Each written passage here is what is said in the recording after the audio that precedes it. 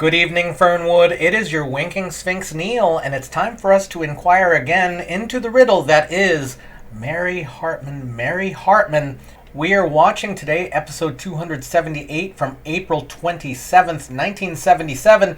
Yesterday was a minefield of emotion, so why don't we take a step back? It started yesterday with white supremacist liars Vernon Bales and Tex leading a meeting of the glorious guardians of good to talk about their strategy for how to take care of Tom now that he has been arrested for murder. And the three other members of the GGG, Mac, Charlie, and George, who also don't seem to realize that this is a racist organization, have gotten together and decided that they want to hire a psychiatrist to see Tom. Vernon also announces that he has engaged lawyer Nat Dearborn to defend Tom, and after the other three men leave, Vernon Bales confides in Tex that bringing Nat Dearborn along is entirely in line with his plan to keep Tom in prison for a long time.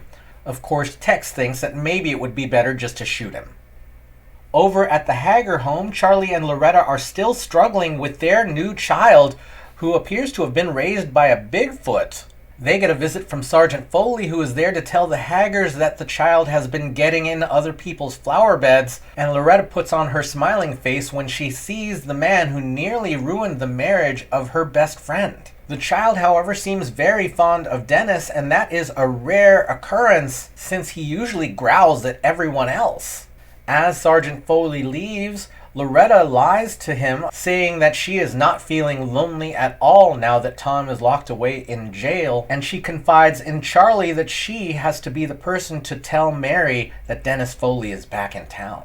And then we're in the jail cell where Tom sits, having been accused of murder, and Mary is there in the cell visiting, and her urge is to clean up the mess that Tom is living in. It seems that Mary misses Tom very much, and she continues to clean up the cell until Tom tells her to just drop it. Tom is holding on to some anger since he saw Dennis Foley the other day and asks Mary if she's seen him.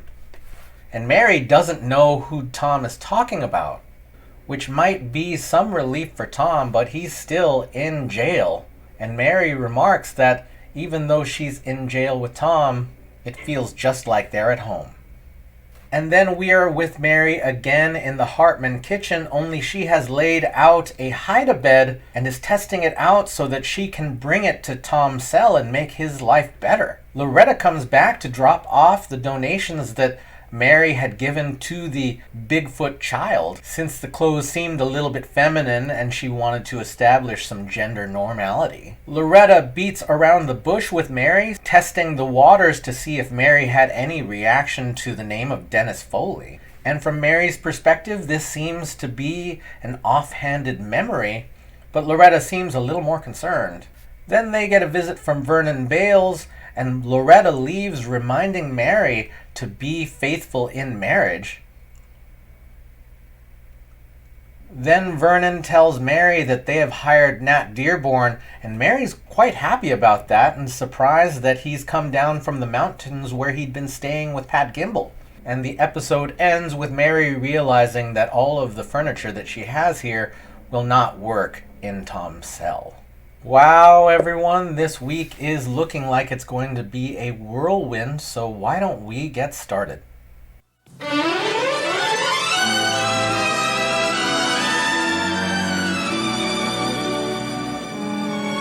Hartman! Mary Hartman! Ma, can't you do your ironing later? I'm trying to do my wash. Oh, Kathy, you have all the time in the world to do your laundry. You've got no place to go, nothing to do, nobody to do it with. Thanks a lot. Why didn't you go down to the laundromat? Oh, no way. Never again. Not since I lost baby. Well, one thing you're not going to lose is me, your roomie. Roomie, swell. Who ever heard of a single girl rooming with her mother? Well, I had to live with you all those years while you were spitting up and crawling around all over the floor, and I never once complained. Oh, Oh, I knocked over Howie's ashes. Oh, Mother, you didn't spill them on the floor, did you? Oh, poor Howie is always underfoot. Mother, why don't you go home back to Daddy, where you have all the comforts, a washer and dryer, your foot massager, a bathtub, hot bubble baths? Go back to that ogre of a man, George Shumway? Never. Besides, I have always dreamed of being a woman on her own, like Sophia Loren on the late night show, you know. Oh, yes, always dining and dancing and being pinched by short Italian strangers. See? That's exactly what I'm talking about. You have absolutely no regard for my personal belongings. You act as if this house is your own. Well, who pays the rent? Ah. And these plants, between the bugs and the humidity, it's like living in it with a terrarium. Oh, shame on you, Kathy Shumway. These poor little babies, all they ask for is a little water and a little sunshine, and they, in turn, give us their oxygen to freshen up our house. I'd rather use Glade. There, don't ruffle your leaves. Mother, I know we had this arrangement, but half of this apartment is not big enough for me. This apartment is not big enough for one, let alone two. There is no room. When Matt comes over, we can't even move. It would be better for everybody all around if you would just move back home. No, sirree, I am not going to budge. I have had enough insults from George Shumway about my kleptomania to last me for a lifetime. Now, if you want to change the living arrangements, well, I suggest that you move out. Well, maybe I will. Must be Mac. Hey, Hi, Janet. Mac. How you doing? I'm fine. How are you?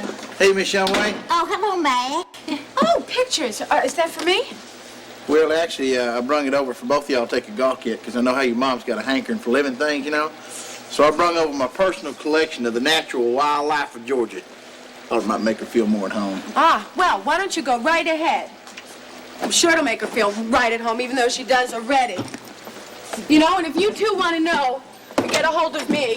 That's where I'll be. Home.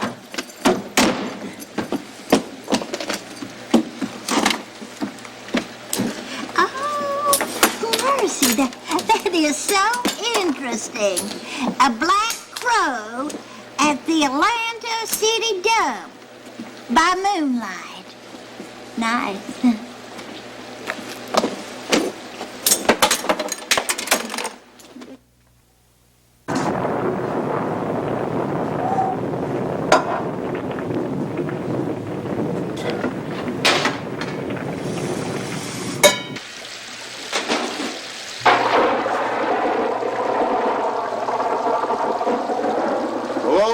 Crack your cheeks.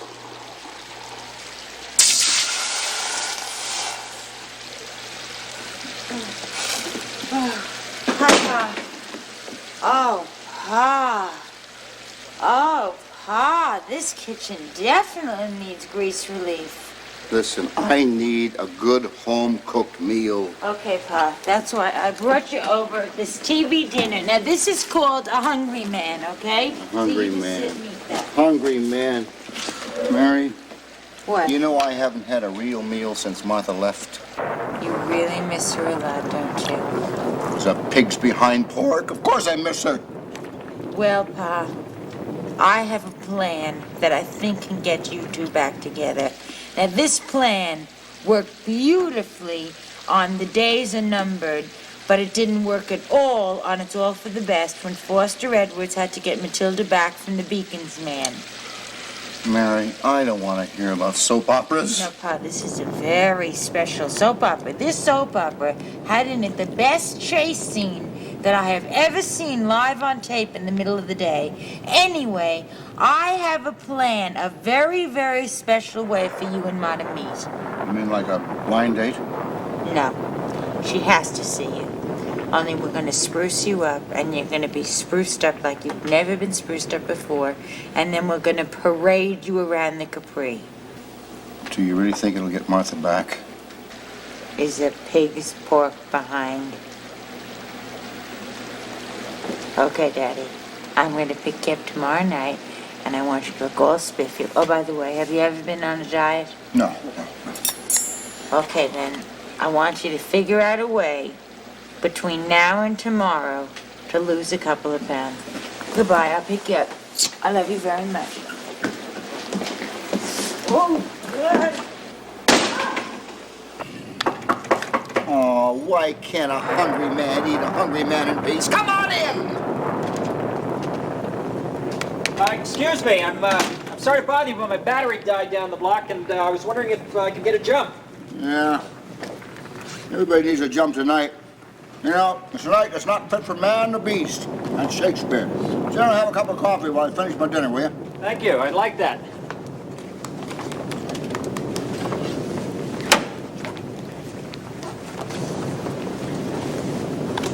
How have you been, Mr. Shumway?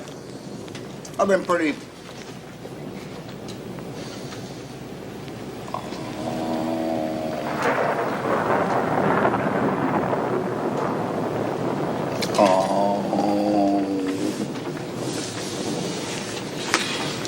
Listen.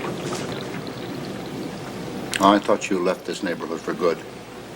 Particularly for the good of my family. I'm back to stay.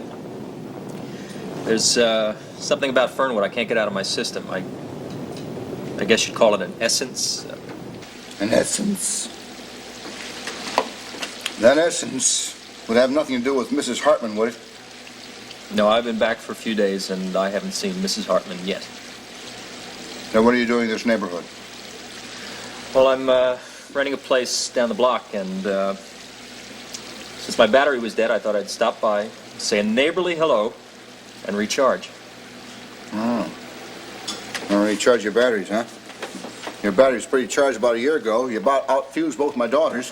Why don't you go and give it a jump with your pacemaker? Oh, that couldn't be Mary. That couldn't be Mary. Get it. Hide. Yes!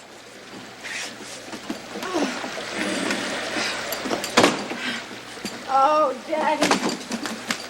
Daddy, your princess is home to stay. I just can't take it anymore. With my baby missing and Howie strangled and Ma, the Southern Belle with the hots from Mac. Oh, boy. Oh, Daddy, my system cannot take any more shocks. Hello, Kathy. Oh, this is just not my day. You're looking good. Thanks. No thanks to you. But actually, I'm very glad that you're here because there were some things that I thought we should talk out. There were a lot of things that I wanted to tell you, such as you stink, you're an egotistical slob, you're a good-for-nothing, two-timing, you didn't care anything about me. Here I was with child, and what did you do? You left me with a broken heart and a letter. You know, you're really a creep. It's okay, Kathy. I mean, I can't blame you for what you say. All I can say is I'm sorry. And I've come back to settle down peacefully and start a new life. Well, I'll be on my way. Wait a minute. Does Mary know you're back in town? Does Sarah Lee make hot cross buns? As I told your father, I haven't seen Mary yet, and I'd appreciate it if you didn't say anything about my being back. Oh, you mean you want to stay away from her? I don't want to cause Mary any trouble, especially now that Tom's in jail. I didn't come back to cause people pain. Thank you for the coffee. Oh, wait a minute. When it pours around here, it rains. Nobody should have a dead battery, even you. Come on, I'll help you out. Good night, Kathy. Good night.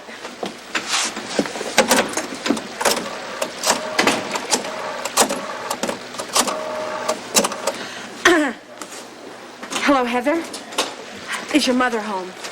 Wait a minute, Kathy. Wait a minute. During the Great War, loose lips sank ships. So So you give Mary a break now. She'll find out about Foley soon enough, all right? All right. I'm coming! Don't you want to wear a coat? Oh, Heather? Hi. Oh, never mind. I was just checking to see if the phone lines were okay. You know, with the electrical storms and everything. Sometimes they short circuit. Yeah. Somewhere. Oh, gosh.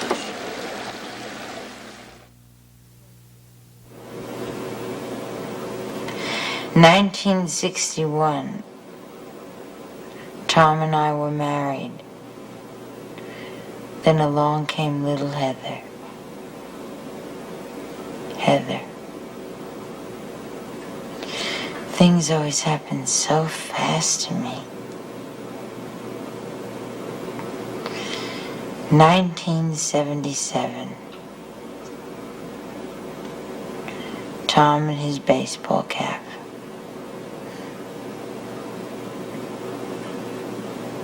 Is this the face of a murderer?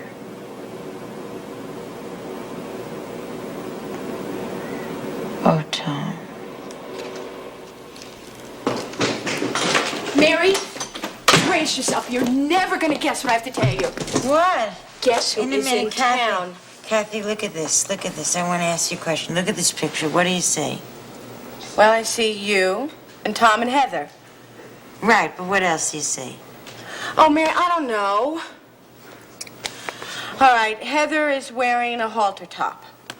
Oh, I never noticed that. Mary, would you stop with the riddles? Guess what? I don't want to upset you, but... Okay, wait a minute, Kathy. Now, look at these two pictures and tell me which one appeals to you more. Okay, well, this is of you and Tom and Heather, and this is of you and Tom in high school. What is that cheerleading outfit you're wearing? That's not a cheerleader outfit. Don't you remember when I was in the band? I played the tuba. I never knew you knew how to play. You did? I did. Kathy, I was wonderful. I mean, I had a real talent on that instrument. I had such a grace. Huh. But look, this is what I'm trying to tell you. You see, the whole point is that you see in the second picture here, we're older, but you see this, we're family. Now, all through high school, this is all through high school, this was my dream. It was to get married and to have a family. So? Well, so when I met Tom and I got married and I had Heather, I finally had my dream. I had my family. But now, Kathy, see, I don't know if this has ever happened to you, but even when I got what I wanted, I still wanted it. It's like even when I have my family, I still dream about having one. Do you know what I mean? No, I don't know what you mean. Well, it's like dreams never seem to come true, even when you get what you want. I mean, it's like wishing on a falling star. It's before you even finish wishing, the star is gone. Look, what did you expect? Some prince to come up on a white horse and take you away and live happily ever after and have a beautiful child? Well, what's wrong with getting a dream? I mean, you don't have to have a prince or a castle. I mean, I find the tract home adequate. But what's wrong with being as happy as a princess? Mary, that is fairy tales. It doesn't happen in real life. Believe me.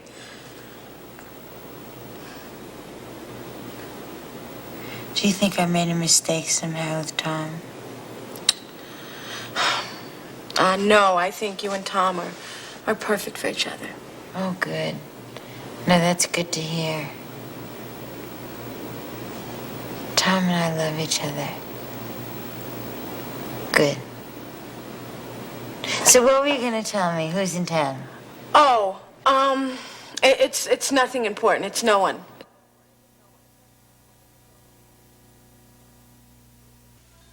Hey, I know it's the awful. You can. Oh. Hi, Mom. Hi, Mary. What will you be having? I'll have a Shirley Temple Black and a straight Shirley. Coming right up.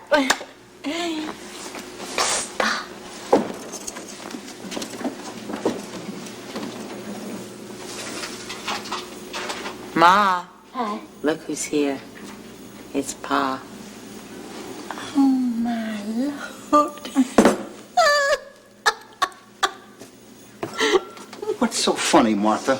Oh, Lord, George, you look like Sammy Davis Jr. in Robin and the Seven Hoods. Oh, thanks a lot, Martha.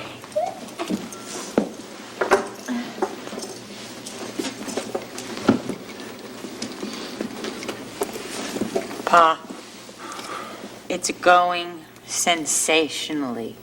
It is going beautifully. She thinks you look fantastic. She was just teasing, that's all. She does? Yeah. You want a Shirley? Yeah. She really said she likes the way I look, huh? Well, she's really not allowed to speak on the job. But, you know, I can tell you. Excuse me, I'll be right back.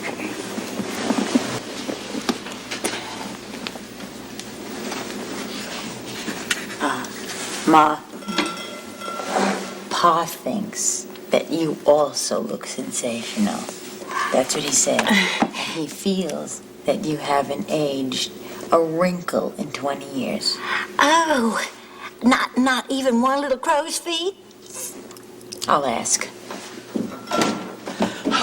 Mary, have you seen Mac? No one. Oh, because I called the plant, and they told me that he was coming here.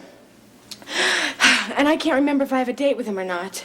Oh, Kathy, please, I'm in the middle of very important business here. I'm trying to get Ma and Bob back together.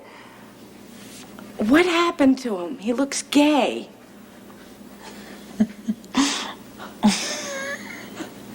I never thought of that.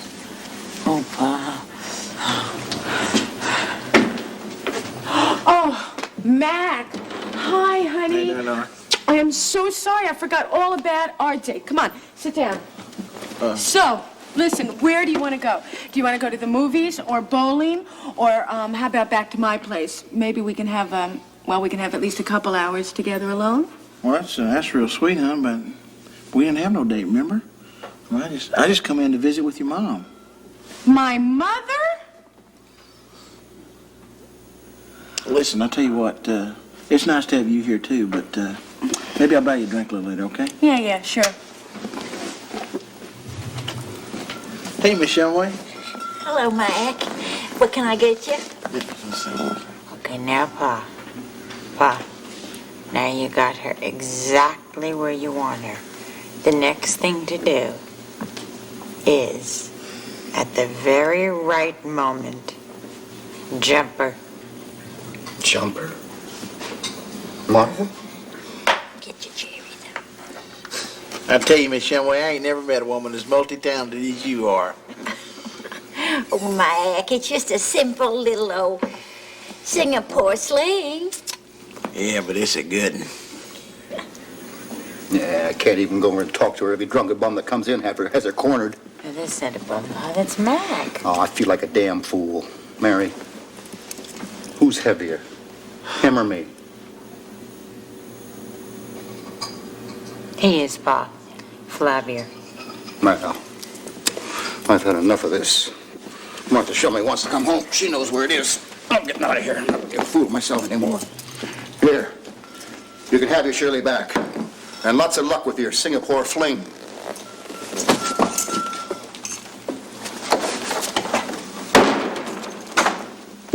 Well, so much for Fernwood's finest marriage.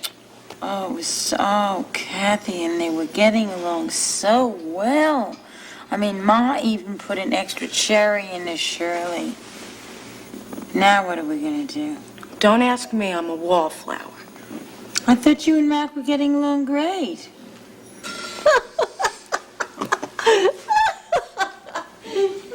You know, isn't that nice, Mac being so interested in Ma just because she's your mother? Mac is not interested in Ma just because she's my mother. He's interested in her because she's Ma.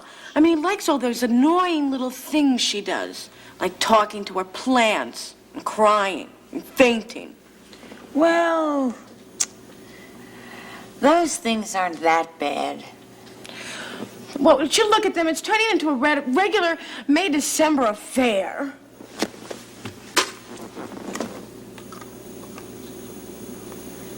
Maybe Ma's been taking Geritol. Well, you know what they say, Kathy. What? If youth only knew, and age could do. Do what? Well, don't ask me. I don't understand any of it.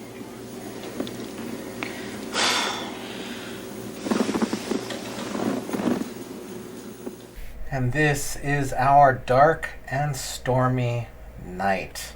We begin at Kathy's apartment, where it's very clear that Martha is crowding her. And Martha, she pays the rent, so maybe she feels entitled to take up some space, but there is definitely a sense that Kathy is the person who is feeling claustrophobic in this situation. Kathy's answer is, of course, to convince Martha to get back together with George. When she left, it didn't really seem like George was being specifically mean to her in that moment. Apparently, it's an accumulation of all of the negativity she's felt from him over the years. And this is also affecting her relationship to Mac, who seems to be the third wheel in a lot of different relationships, like the Charlie and Loretta relationship, where he was taking Charlie's attention. And in this case, rather than giving attention to Kathy, he seems really thrilled to spend time with Martha. And our storm continues over at the Shumway home, where Mary is coming to bring over dinner. It's not a home-cooked meal, but it is a hungry man from Swanson. And it's clear that George really misses Martha. That's not to say that that's enough, because Martha is feeling the weight of years of verbal abuse. However, Mary does have a plan to help George win Martha back. And then Mary leaves, and George gets a visit from a mysterious visitor who needs help with a jump start for their car, and it's Dennis Foley, who instantly reminds George of all of the harm he did to his two daughters, that Mary nearly lost her relationship with Tom, and that even though this is still unconfirmed, he may have been the father of Kathy's baby. And again, Dennis is being completely as honest as he can be. He's apologetic to Kathy when she shows up, and he still claims that he's not going to be visiting Mary. George then feels an ounce of kindness in his heart and jumpstarts Dennis's car, and Kathy runs straight to the phone to call Mary, but George asks her to beg off just a moment. And then we see Mary reminiscing about time again, and in this case she's comparing the time that Tom and she got married to where they are today. And there have been changes, but what she's really seeing is that the thing that she wanted isn't really necessarily the thing that she wanted. And I'm not sure what that means for Mary. That's when Kathy comes over and Mary is able to express this thought a little bit more. And Kathy mysteriously has completely changed her mind about what she wants to tell Mary. And Mary works through this thought about her relationship with Tom and comes to the conclusion that she still loves him. At which point, Kathy really does put down the phone, in a metaphorical sense. And then we're at the Capri Lounge, and we no longer hear the storm clouds, but Mary has come to visit and also has George in tow, wearing something completely unlike George, and Martha's first reaction is to laugh, because he seems to be wearing a toupee. He's got frills on his shirt. I love frills. Definitely not a George look. And Mary plays the go-between. She's kind of the Cyrano in this relationship. She's saying things that neither person said to the other, and is trying to inflate their dreams about their spouse, right? So she's trying to make George feel like Martha thinks that he's handsome, and she's trying to make Martha feel like George has tender feelings in his heart. And maybe they do feel these ways, but no one said that. And then Kathy shows up, and she's not sure if she was going to meet Mac there. And then Mac shows up, and he wasn't going to meet her there. He was there to visit Martha. At which point, George thinks it's time to give up on getting Martha back. And then Kathy and Mary have their exchange about how jealous Kathy is of Mac's interest in Martha, and Mary does her best to say that, well, that's just how things go. But again, like many of the wise things that people say in this show, Mary really doesn't have any idea what she is talking about. And that, everyone, is our Wednesday episode of Mary Hartman, Mary Hartman. Thank you so much for watching with me. Thank you so much for leaving your thoughts, feelings, and impressions down in the comments. Thank you for acquiring again into this riddle. And we will see you tomorrow night in Fernwood.